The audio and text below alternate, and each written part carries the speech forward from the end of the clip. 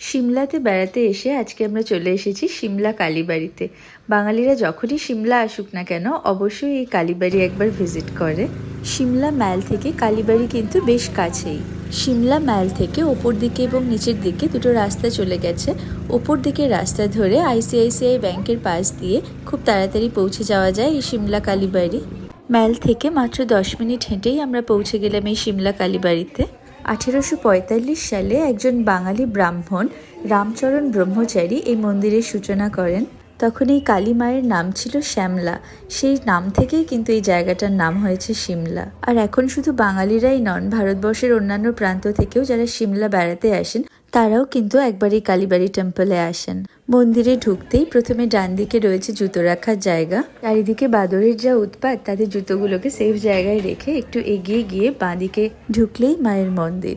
মন্দিরের ভেতরে ছবি তোলা নিষেধ, তাই ভেতরের ছবি আপনাদের সাথে শেয়ার করতে পারলাম না।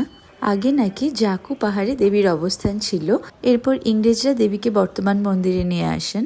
মন্দিরে সন্ধ্যারতি হয় খুব সুন্দর। বিকেলের দিকে মন্দিরে আসলে এই সন্ধ্যারতি কিন্তু আপনারা একদম মিস করবেন না।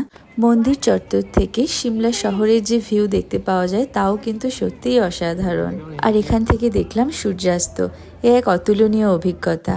আর সিমলার এই কালীবাড়ি টেম্পলেই আছে বেশ কম খরচে থাকা এবং খাওয়ার ব্যবস্থা। যারা সিমলা বেড়াতে আসতে চান এবং এই কালীবাড়ি টেম্পলে থাকতে চান তারা স্ক্রিনে বা ডেসক্রিপশন বক্সে যে ইমেল আইডি দেওয়া আছে সেখানে ইমেল করতে পারেন। আপনার আসার তারিখ এবং কতদিন থাকতে চান সেগুলো উল্লেখ করে সমস্ত ডিটেলস দিয়ে মেল করলে কালীবাড়ি কর্তৃপক্ষ রুম অ্যাভেলেবিলিটি অনুযায়ী আপনাকে রিপ্লাই করে এবং পেমেন্ট করার সমস্ত ডিটেলসও তারা পাঠিয়ে দেয়।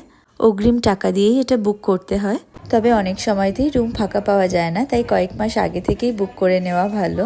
রুম ভাড়া 450 টাকা পার ডে। এছাড়াও রয়েছে কালীবাড়ির ক্যান্টিন, সেখানে গিয়ে যে কোনো ভিজিটারই কিন্তু তাদের পছন্দ মতন খাবার খেতে পারেন।